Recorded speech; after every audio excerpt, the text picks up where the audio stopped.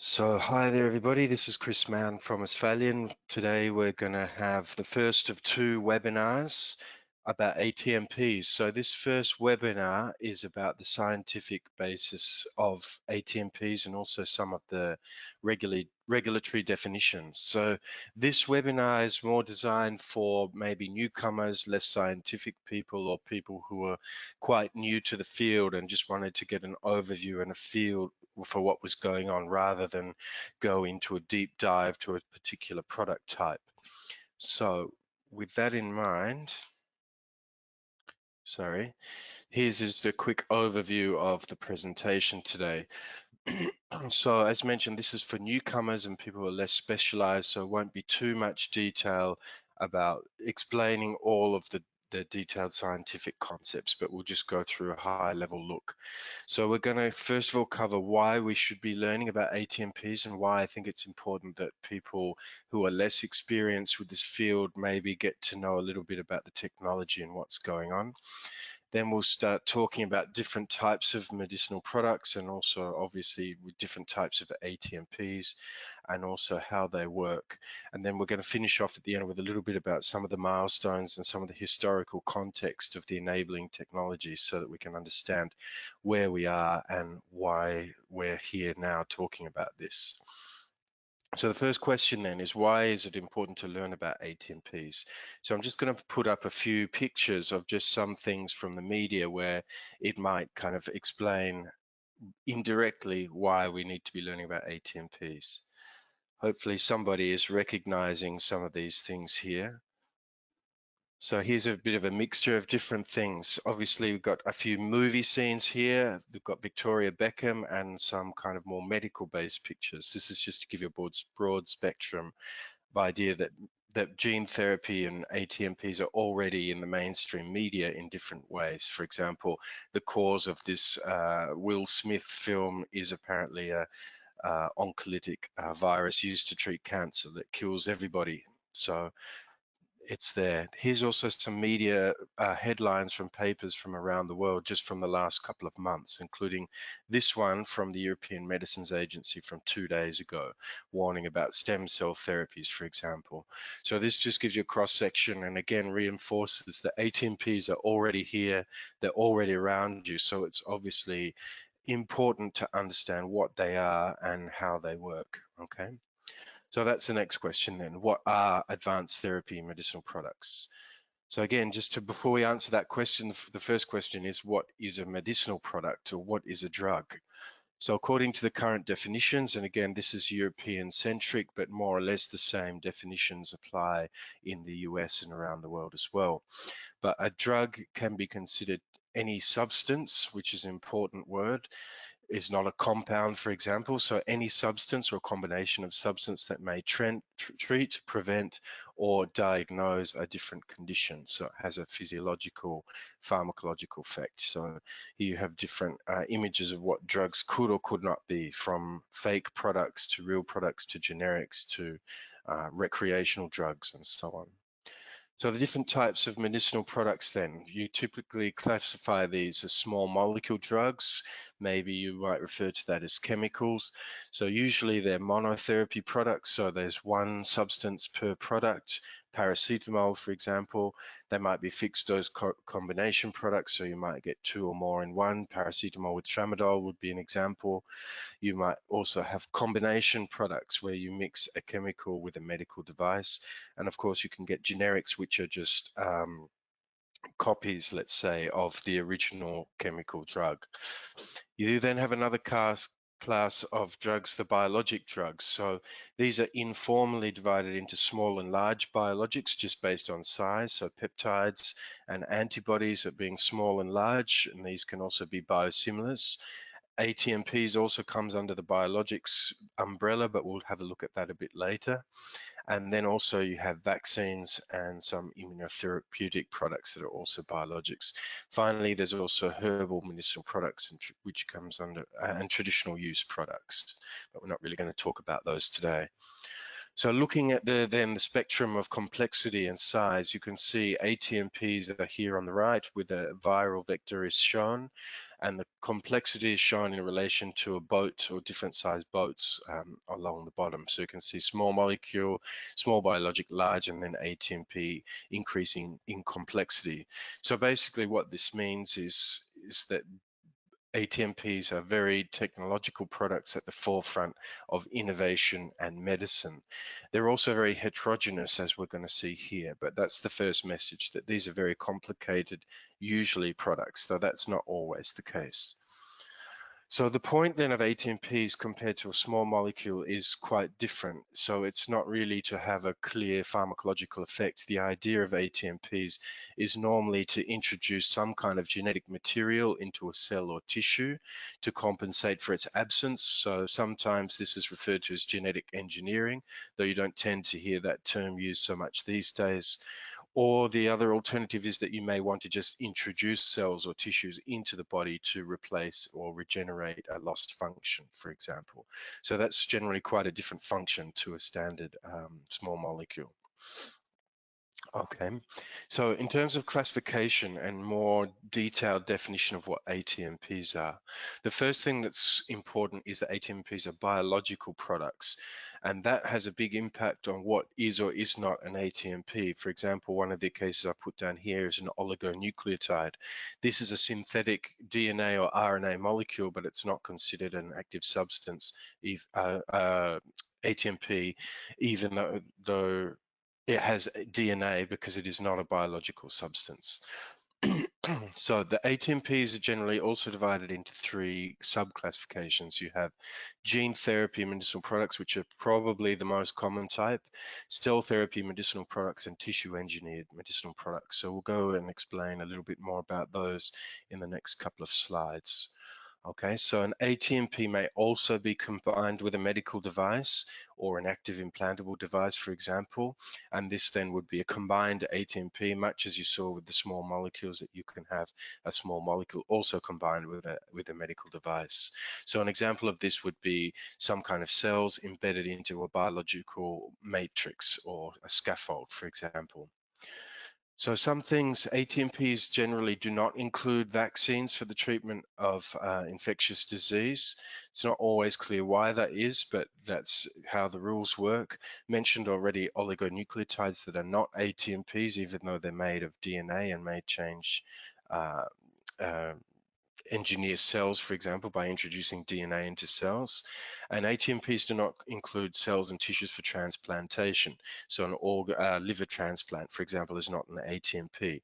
However, there are some cases where the transplantation may cross over into the border of ATMPs.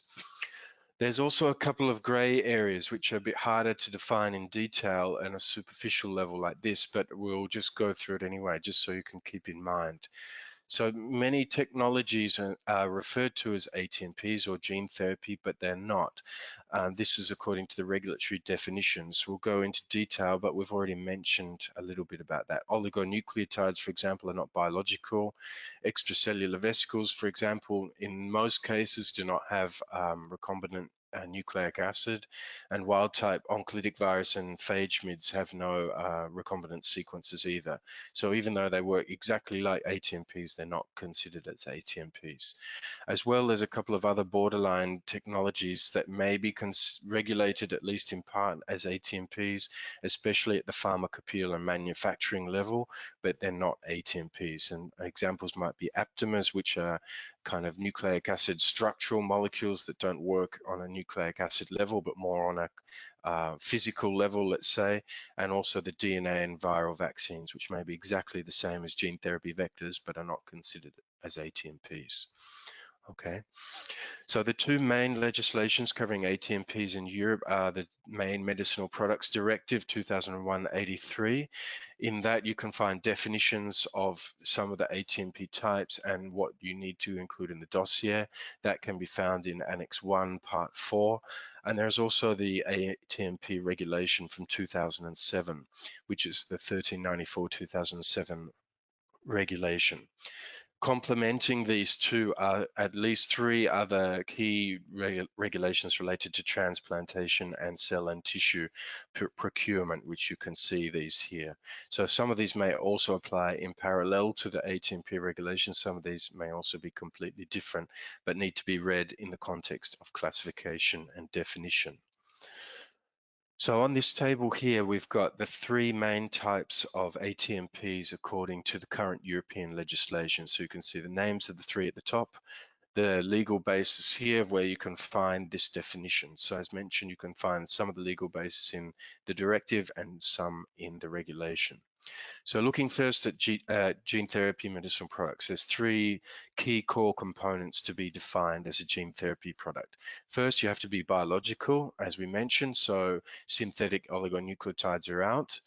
Your active substance has to contain or consist of a recombinant nucleic acid, which may add, repair, etc., a genetic sequence. And also the therapeutic effect of the product has to relate directly to the recombinant nucleic acid sequence. So this is why, for example, a wild type oncolytic virus is not a gene therapy product, because it doesn't contain a recombinant nucleic acid, for example. So looking then together, somatic cell therapy and tissue engineered products together, you can see that many of the definitions are highly similar. They differ only in a very small points, so it's worth just highlighting them in parallel then. So both of them consist of cells or tissues. The tissue engineered product also makes the definition engineered tissues, which is interesting. So that obviously may imply things more like organoids and things like that. The cells and tissues have to undergo substantial manipulation. So this is an important differentiation from, for example, transplant material, where you might do a simple extraction of hematopoietic stem cells, and that doesn't mean it's substantially manipulated, so therefore it might not be an ATMP. Okay. So here, the cells and tissues have to be used for not the same essential function as which the cells are used in vivo before being isolated or extracted, for example. So here I made the example just before of the hematopoietic stem cells. So this is a classic case. These are cells that are designed or that exist in the body to replace blood cells. So if I take them out by a procedure that's not substantial manipulation and put them back into the body to replace blood cells, they're being used for the same essential functions. So these cells would be considered as a transplant and not an advanced therapy medicinal product. However, if I was to use those blood cells to regenerate muscle or liver, then they would be considered as advanced therapy medicinal products, even if the manufacturing or the processing steps were exactly the same. Okay. So on this first level here as well, tissue engineered products also makes the point of saying that they may be used with additional substances, matrices, biomaterials, and so on. So that's also a key difference between somatic cell therapy and tissue engineered products. But I think the main difference between these two comes at the bottom here. It becomes really about the use of the product. So somatic cell therapy is about pharmacological, immunological, or metabolic actions, and tissue engineered is normally about regenerating, repairing, or replacing a human tissue structure. So they're the key differences of what ATMPs are at a legal level. So let's have a look at it a bit then on this spectrum here. So this is a classic spectrum that you might see in quite a few presentations for different things. So you have your three main medicinal product and medical device legislations at the top. So medical device here, advanced therapies, medicinal products, and then maybe a spectrum of products at the bottom. So maybe more simple at the right, more complicated on the left, though that's not always true. So let's have a look at where some of the product types that we've been talking about fall. So I mentioned here the synthetic oligonucleotides and, for example, small interfering RNAs. These are generally drugs and generics because they're not biological substances, even though they're based around DNA. Biotech products as well as antibodies and proteins, peptides, and so on. I've put here extracellular vesicles because normally extracellular vesicles are just biotech products.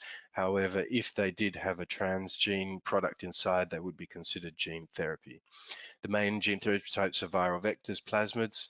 I've put CRISPR here as well. The classification of CRISPR is still a little bit ongoing, I would say, but I suggest that it's going to come under gene therapy because it will have nucleic acid sequences to modify the genome, for example.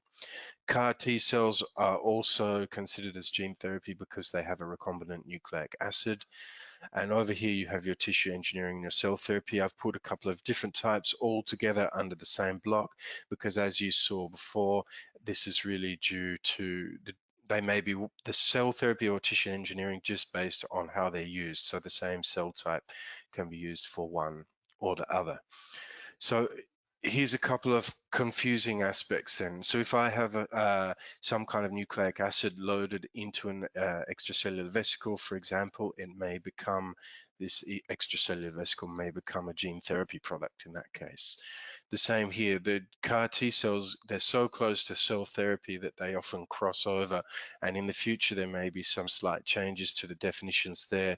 There's also a lot of people who refer now to gene modified cells as a kind of subclass. And I mentioned before here, the properties of these cells and how they're used defines which type of ATMP they are.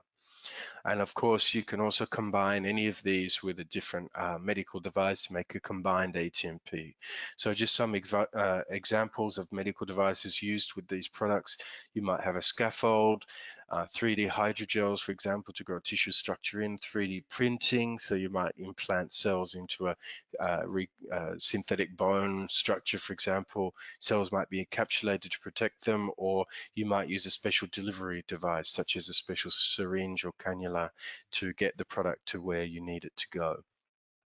Okay, so when we describe ATMPs on a scientific and functional level, it's helpful to describe them in terms of 4 key concepts which define which ATMP you would use and how you would use it.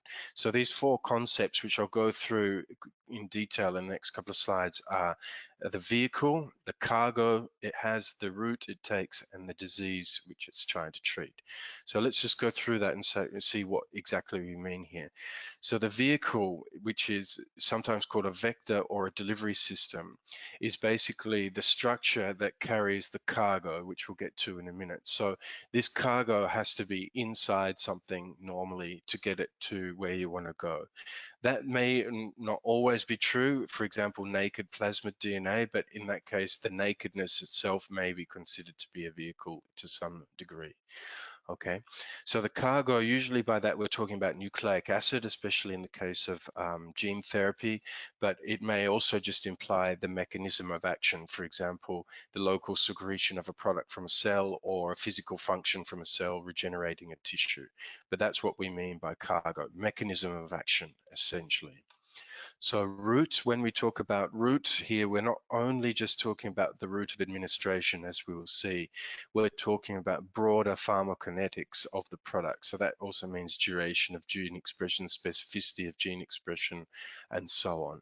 So it basically means how the cargo is meant to arrive, where it's meant to arrive, and how it's used at the target site. And when we talk about disease, usually here we mean a specific disease description type or with a genetic background that's very clear, because obviously with these kind of products you cannot just cure indiscriminate conditions basically. So many of the conditions treated by ATMPs will be single gene inherited genetic disorders like Duchenne muscular dystrophy, hemophilia, for example, or you might also have some cases where they're used for multi-gene acquired diseases like cancer or diabetes. Yeah. But the interaction of the disease with the cargo and the choice of vector is critical, as we'll see. So then, just to simplify, what we need then for an ATMP, or what we have, is a vehicle or a vector which delivers a genetic cargo or a specific biological function to a specific physiological location. And this vector arrives there by a specific route and is used to target a specific disease, okay? So firstly, just going a bit more off track maybe, the ATMP vehicles or vectors, These are very variable. There's many different sizes and complexities, okay? So the choice of which one you use has to be tailored not only to the size of the cargo, so what you want to take there, but it also must take into account which route it's going to use to get there. And obviously, it may also then depend on the disease to be treated. For example, is it a disease all over the body? Is it a disease in a specific site, like a tumor, and so on? So all of these factors have to be taken into account to decide which is the most appropriate approach to use. So looking at it another way, you have different types of vectors or vehicles to take different types of cargoes to different places via different routes. In this example here, you know, there's a haul pack here designed to carry iron ore around a local mine area. You wouldn't use this to carry pizza or a family on a holiday, for example, or a bike. You wouldn't use a bike to cross America to go on holidays to Wally World with the Griswold family, for example. So you have to choose carefully where you want to go, what you want to take, and why you want to take it there. Okay. So just focusing down a little bit then on the vehicles, the vectors, okay? So you can see we've broken them down into 3 categories here. At the top, we've got gene therapy, so different types of gene therapy vectors might be viral vectors, non-viral vectors. You also have gene-modified cells, CAR T cells, for example. You could also have genetically modified bacteria, which is something that is being more and more considered these days, especially for microbiome kind of projects, for example. Gene therapy is also referred to as being ex vivo or in vivo. So what does that mean? Just quickly, so if you're the patient here, in vivo gene therapy may be just considered direct delivery. I have a therapeutic gene, a viral vector or a plasmid, and I direct it directly into the target organ. Ex vivo means I might have the same gene, the same vector, but I put it into cells extracted from the patient, grow it up and return the cells, but not the vector to the patient. Okay. So cell therapy medicinal products, the vector in this case can be the cells, the tissues, or even organoids. Tissue engineered medicinal products may be the same kind of cells. Again, this depends on the use, and usually tissue engineered might be combined with a biomaterial, a scaffold, etc. Okay. So here's a quick overview of some of the main gene therapy vectors. You have the names of the different vectors at the top. I'm not going to go through them all in detail. Not all of them are here, for example. The most classic ones are really AAV, retrovirus, and lentivirus. Adenovirus was used historically, but is now more used for vaccines, and some of the other virus types are used, but not as commonly either. So the key features of the virus might be what type of DNA or genome it has, if it's DNA and RNA. Is it enveloped or not, which can make a difference in the manufacturing. The key aspects, probably the packaging capacity. This has a huge influence over what you can do with that vector. For example, a huge gene might not fit into AAV, such as the case with dystrophin. So then you have to be creative or use an alternative vector to get your cargo into that vehicle. Okay. Tropism is something we'll talk a little bit later about, whether it will infect dividing, non-dividing cells or infect different types of tissues, for example.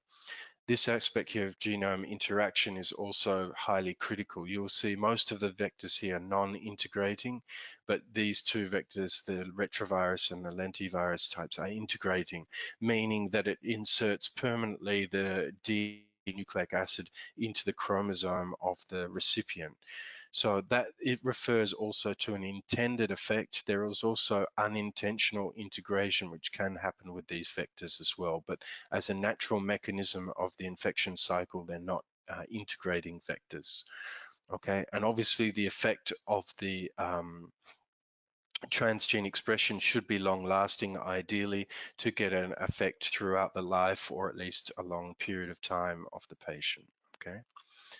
So non-viral vectors, these can include plasmid DNA, oligonucleotides, RNA, DNA molecules. So here, for example, you have a case of your plasmid as different regulatory sequences, selection marker, promoter, and then you can clone your gene of interest here, for example.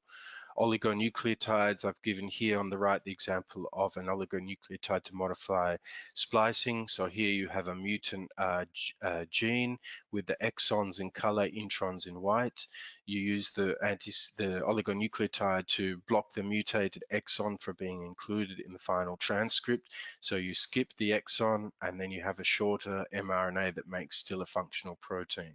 Not all genes and diseases are amenable to this, but this has been widely used and there are products based on this technology. mRNA and other RNA-based products are also being commonly used these days too, especially for vaccines. Okay, when we talk about non-viral, because there is no virus component to help the delivery of the nucleic acid to the target cell, usually they are used in combination with other technologies that facilitate the delivery of the DNA into the cells. So usually with non-viral technologies, we talk about naked products, so uncomplexed. So as I mentioned before, this might still be considered to be part of the vehicle, let's say, even if there is nothing. But usually we might combine the non-viral nucleic acid with another delivery route. And here's just a couple of them here. Common ones are liposomes. We've already mentioned extracellular vesicles and exosomes. These might be used to help package and deliver different transgenes, for example. I've shown on the bottom here this device, which is a cliniparator. It's actually got these needle-like things that you insert in or around tissues, inject the DNA, and then provide an electric field around the DNA, and it opens up the cell membrane and enhances the entry of the DNA into the cells. Here's a kind of Star Trek-y kind of gene gun thing. I don't think it's so commonly used now, at least for humans. It's definitely used for plants and things, but I won't go through the other technologies either, but there's plenty of technologies there to enhance non-viral gene delivery. Okay.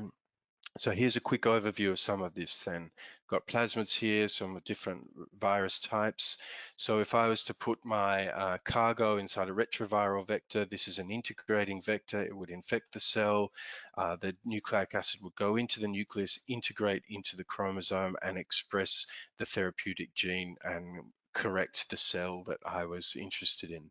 Another vector, like an adenovirus vector or an AAV, might infect the cell, enter the cell by its particular mechanism, unload the DNA, which would then go into the nucleus. It won't integrate, but it will be expressed, and then you'll get therapeutic correction of the cell. For the non-viral case here, you have a plasmid with a liposome. The liposome will fuse with the membrane. The plasmid will then transport to the nucleus and express the therapeutic protein. So that's basically how it's all working at the level of gene therapy. Okay, so talking about vehicles, vectors, when we talk about cell therapy, we don't often use that term, but we're going to use it here just to keep the concept the same. So cell vehicles, usually we refer to them primarily in relation to origin, in relation to the patient from which they are derived or to which they will be administered. So cells used in the same patient, so taken from one patient and returned to the same patient, are autologous cells. So this may not always be possible to do this technique. For example, in some disease cases, the stem cells have already been worn down or used up, so you may not have any material to then extract and return to the patient. In this case, usually allogeneic cells are a good option. Maybe again, not always useful for all therapeutic situations, but these are cells derived from another donor. For example, if your brother or sister donates bone marrow to you, that would be an allogeneic cell donation.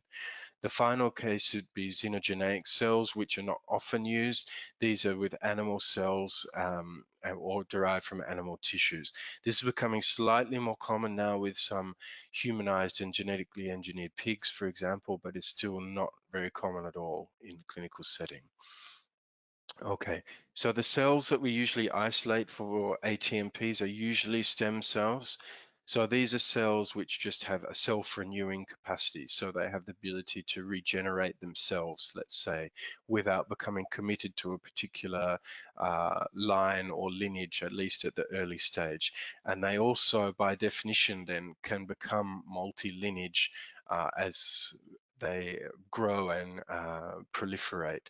So stem cells can be a number of different types. They're embryonic stem cells, which are derived obviously from embryos. These are pluripotent cells, which means they can produce or give rise to cell types from all three different germ layers, so the endoderm, the ectoderm, and the mesoderm, and all its derivative cells.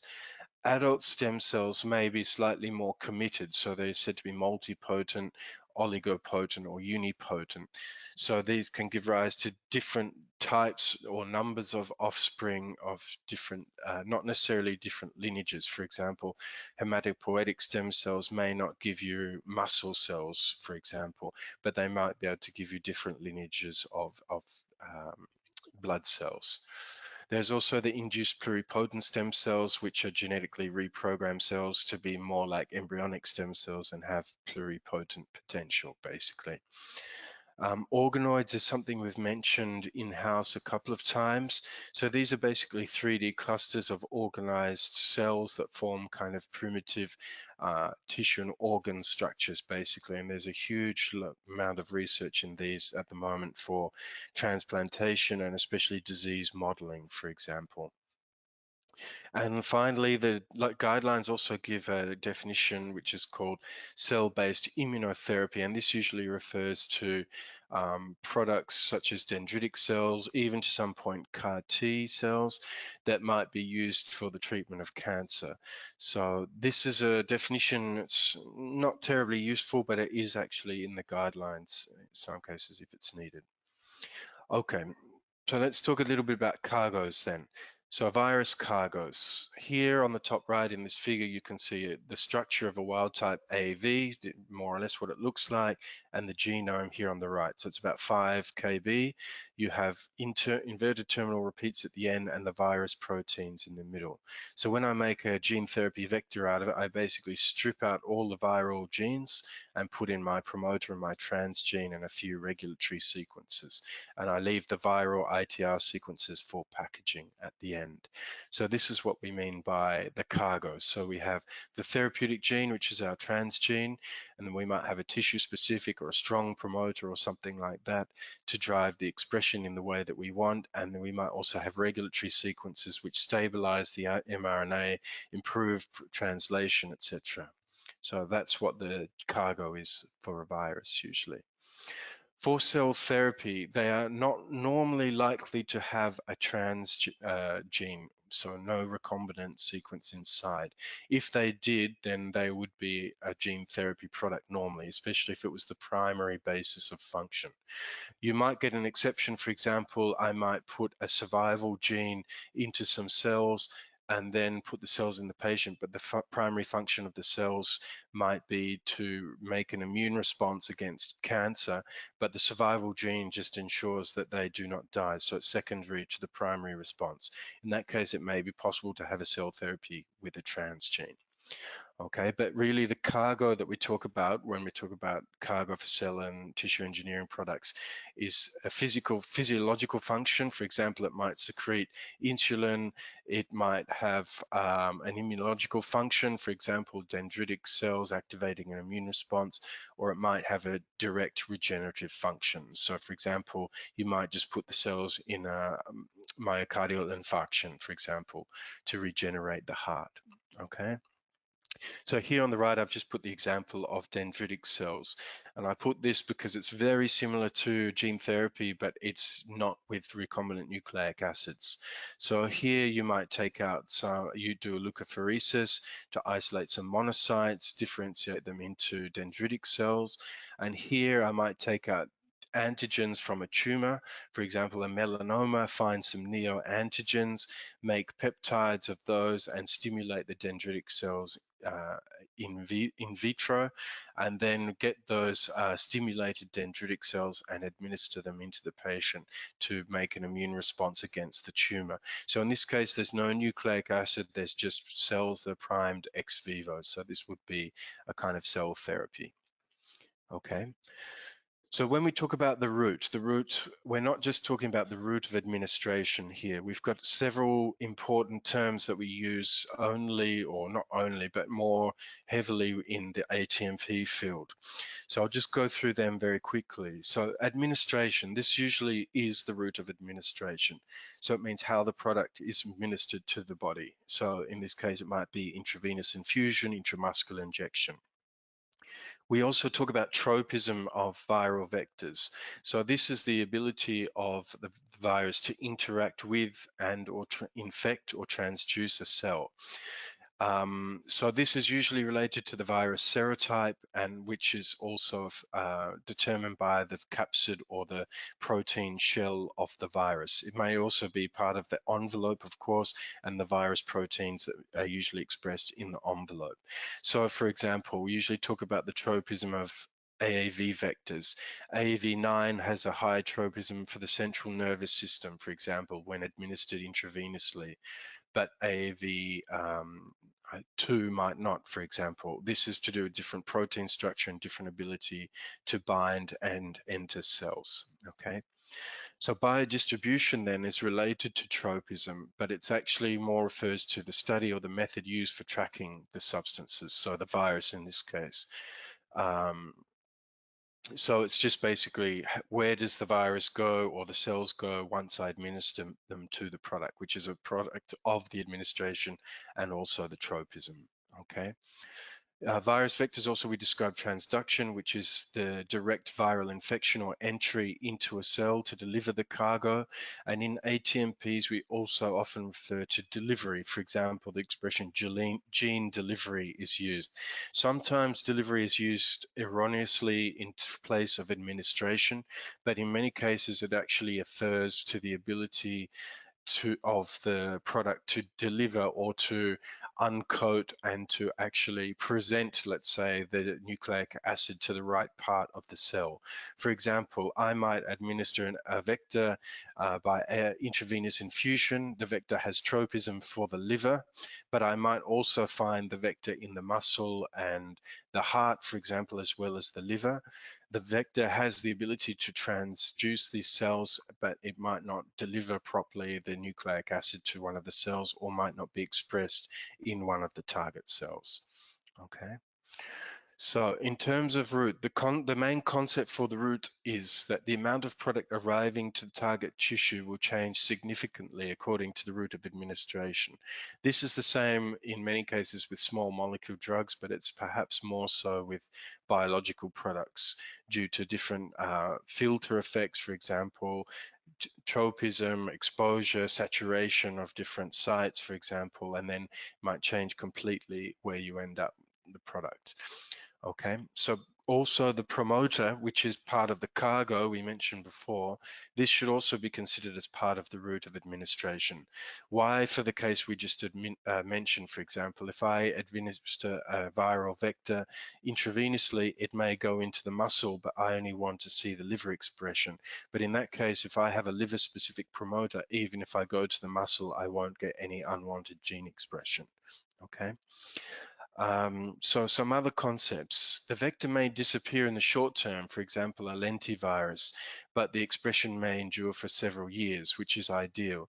So that basically means the vector, so the virus itself, for example, is only temporary. It's only a tool used to get the DNA inside the vector inside the cell. Once the DNA is inside the cell, I don't care about the vector anymore. I want it to disappear. So that's actually part of the normal process, okay? So another thing may be that you introduce the vector and it goes to the right place and it starts to express, but that expression may disappear over time. And this has been shown for some promoters that they get silenced. So this can be an important factor too, duration of effect, okay? So the transgene product may also not work at the site of gene delivery. So that means, for example, in some cases, for example, hemophilia, I have a vector which expresses the factor 9 gene. I inject it intravenously to transduce the liver, but I'm not actually interested per se that the factor 9 expression stays in the liver. The factor 9 is secreted and actually will go into the circulation and cross-correct, as it's called, the rest of the body. The same case occurs with Sanfilippo, where the transgene product is usually soluble, so it can be put in one cell, expressed, and cross-correct other tissues. Okay. So the last of the four concepts we mentioned were disease. So we've already given a few examples here and there of some of the diseases that might be treated, but here you can see a broad list of some of the more common diseases targeted by ATMPs. So without going through all of them, what you can see here is most of them are genetic diseases, for example, very serious diseases, dystrophy type conditions. You also get multi-gene conditions like cancer, for example, or diabetes. But basically, the take-home message from this is that the diseases treated by ATMPs are usually very serious genetic diseases. If you look, for example, by comparison, this is the list here of the top or the first 20 of the top 50 pharmaceutical products sold by unit. So you can see the different fields they belong to here. And what you'll notice is that the majority of these are completely different indications: pain, for example, cholesterol, and so on. In most cases, you're not going to be treating these things with ATMPs. So or ATMPs are usually targeted to the rare orphan diseases, monogenetic diseases, but not to other conditions, multi-gene conditions or common conditions which can be treated with small molecules, for example. Okay. So here's just a quick example of some, or I think this is still all of the gene therapy or ATMP products that are on the market in Europe. So you can see most of them are approved only in the last 5 years. So there are a mix of products. Some of these are gene therapy products, some of these are cell-based products, and so on. And we'll go through a quick example of 3 of them in a minute. There's also several that were taken off the market. So this is also very interesting, and there are a lot of questions why that might be. There's a lot of reasons. One is the cost of the drugs to manufacture, the cost to sell. The market can be very limited in some cases because of orphan rare diseases and so on. So there's a lot of different reasons why these products fail. But that will need to be studied in the long term to see how many of these other ones actually stay on the market and how the business goes with these products as more come on. Okay. So here's a few quick examples. So we're going to do 3 of the approved products and just explain what they are in relation to what we've seen already. So you can see this is the first one is Luxturna, which I'm not going to say the name of the active substance. So this is considered a gene therapy product. So using the 4 concepts that we had before, in this case, the vehicle, the vector is an AAV2 type vector. You can see this map of it here, which is the cargo. It has the virus ITRs, it has the transgene, it has a promoter and some regulatory sequences here. So the transgene here is the human RPE65 gene, which is used to replace mutated RPE65, which is a cause of inherited retinal dystrophies such as Leber's congenital amaurosis and retinitis pigmentosa, for example. So in this case, it's an eye disease. So what we want to do is inject the vector directly into the eye by what's called intraocular injection. So this is literally how they would do it here. Okay. The second product we're going to mention is Kymriah, which is a CAR T cell product. So this is a gene therapy product, but it's an ex vivo gene therapy product. The Luxturna product is in vivo because it's directed directly into the eye. In the case of the CAR T, there's actually 2 vehicles here, so that's another reason to mention it. The first vehicle is the lentivirus, which encodes the chimeric antigen receptor, which is let's just say it's a synthetic T cell receptor that's designed to recognize and eliminate CD19. Okay, so this first vehicle is then used to infect the second, which is the autologous or the patient's own T cells. These are then put back into the patient and it kills lymphoma and leukemia. So here you have the process. You get one patient, you take out the blood, send it to the manufacturing facility. They then filter or process the blood to focus on, to isolate the T cells. They then reprogram the T cells by putting a viral vector that introduces the CAR into the T cells, then expand the T cells ex vivo, do quality check, send it back to the patient, and administer the cells into the patient after doing some lymphodepleting chemotherapy. That's just to give the cells an selective advantage in the patient. So the last one we're going to talk about today is HoloCLAR. So HoloCLAR, the active substance here is considered to be ex vivo expanded autologous human corneal epithelial cells containing stem cells. So this is an example of a tissue engineered product that has been approved. So in this case, the vehicle can be considered to be, well, this is also the formulation in this case, which is rather unusual, but the formulation is considered to be living tissue equivalent or transparent circular sheet. So basically, it's very similar to the CAR-T. You have a small biopsy from part of the eye. In this case, they assume that you need to have basically replace the cornea of the eye because you've had some burn or chemical damage to eye. If you have a small segment, they can take the healthy limbus tissue, do cell extraction, grow out the cells, freeze some of them down. The rest will be seeded and grown on, you cannot see here, maybe into a circular sheet that's then sent back to the patient and implanted in the eye.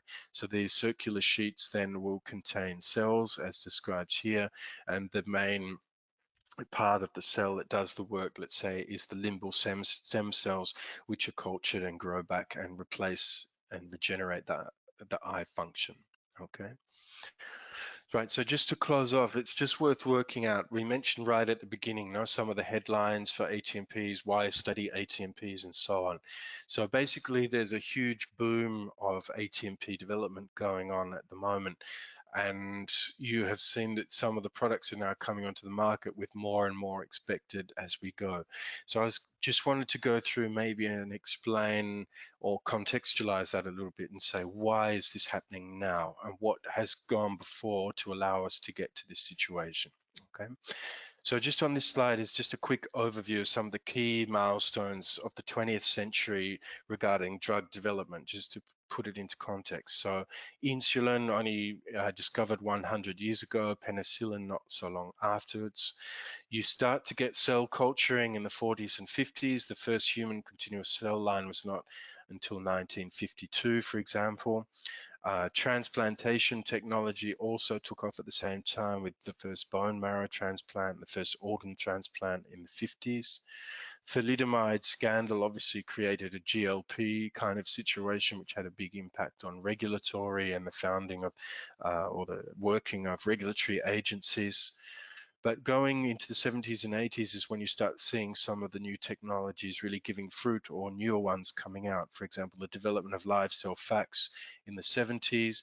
Hybridoma cell lines were only described in 1975, and they were key for the invention of monoclonal antibodies, for example. So the first monoclonal antibody product was moronamab, which was approved in 1982.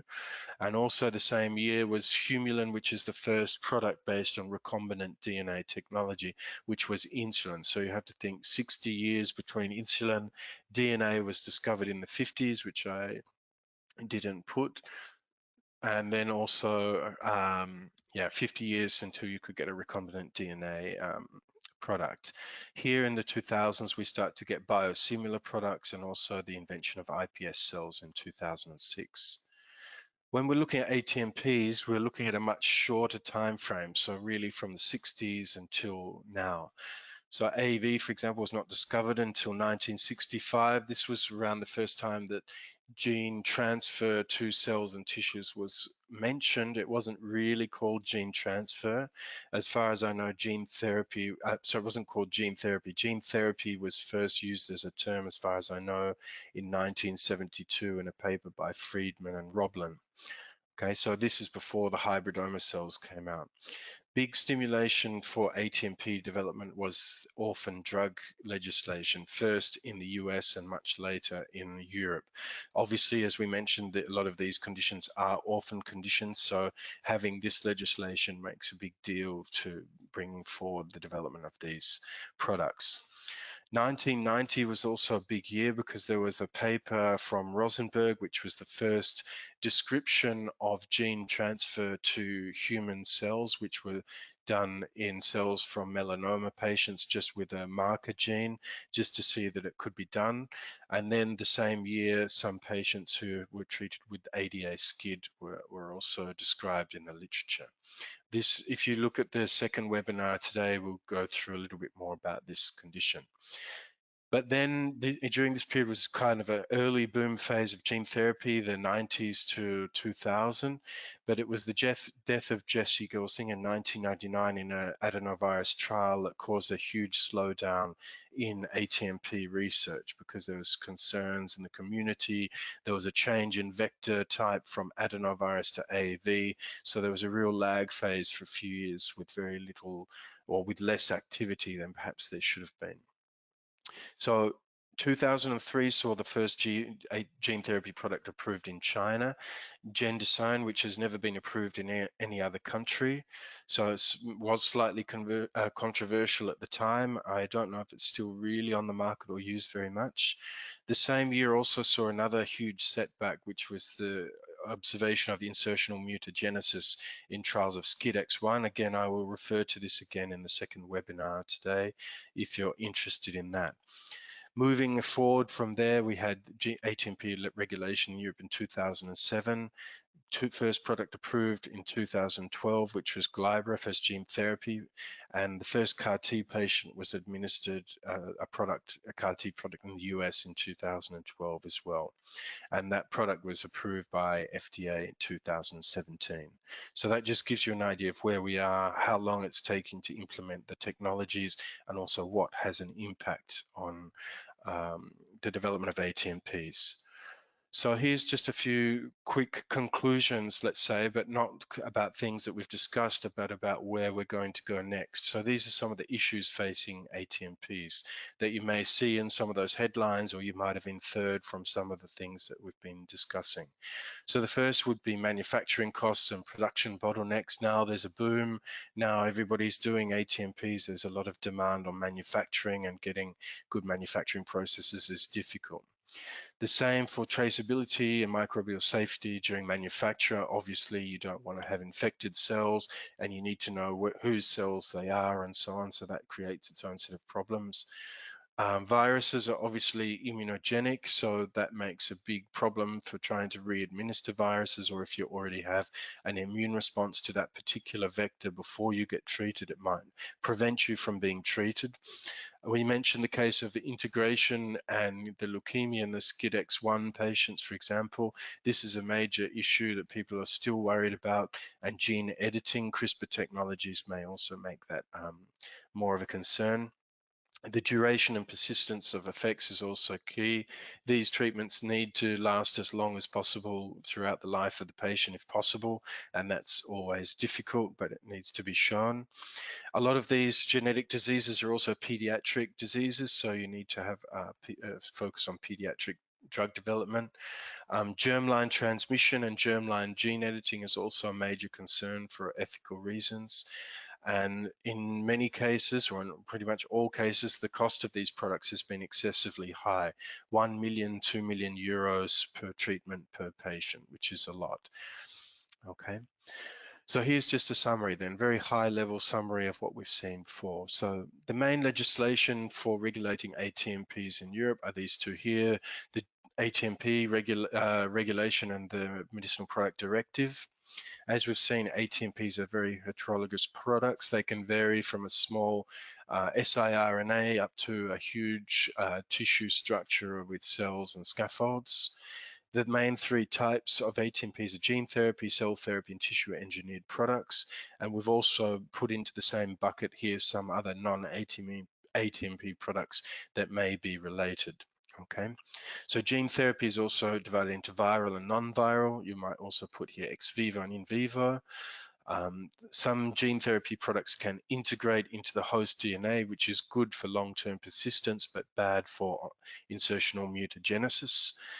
And gene therapy vectors have very different biological capacities, and they must be adapted to disease and therapeutic approach. So the size of the transgene you want to put in, which tissues you want to transfect, which tissues you don't want to transduce, and so on. Cell therapy products as well are usually derived from the patient, so autologous products, or from the donor, and they may be built into bigger structures, tissue engineered products, and so on. But they may just be simple cell transplantations as well. So that's a quick view of ATMPs. We will have another webinar now or this afternoon or on YouTube if you're watching it there, which will be a little bit more advanced and focused on regulatory. That's going to be about what pathways some of these products have taken to get to the market. Joelle's going to be talking about the more specifics of the regulation and the regulatory procedures in the EU and FTA on the 7th of May. John is going to give us a talk about COVID vaccines development and where we stand on that in about 2 weeks' time. And Lydia will give us a webinar on expedited pathways on the 28th of May. So make sure you look for the information on LinkedIn and wherever and register for the webinars so that you can attend, or look for them on YouTube as well if you want. So thanks very much. You'll be able to ask questions. Just use the question tab on the right. Sorry, I thought last time that people would be speaking them, but there is a button or box for you to make your questions, or if not, put them on. Hi, let's see if we can get the question panel working. Doesn't seem to want to come up.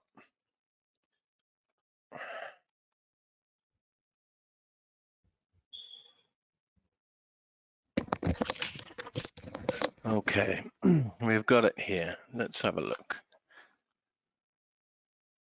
Someone's asked a question about status of regulation of tissue engineering cell-based products. So I guess you mean what is the difference maybe between tissue engineering and cell-based products in terms of regulation? Actually, not very much, funnily enough. There's not really any clear distinction in the guidelines between what you would have to do that would be extra for a tissue engineered or a cell-based product at this stage.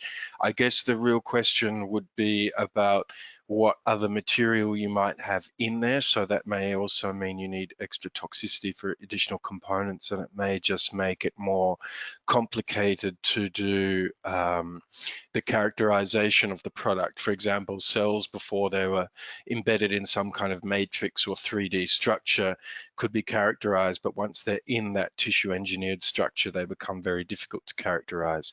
So I think the real difficulties and regulations really about what it is and how you use it, rather than if there was any specific regulation, i.e. more tox studies or anything like that that you would have to do. Let's see if there's another one here. Sorry, this panel is not working very well, so I cannot see.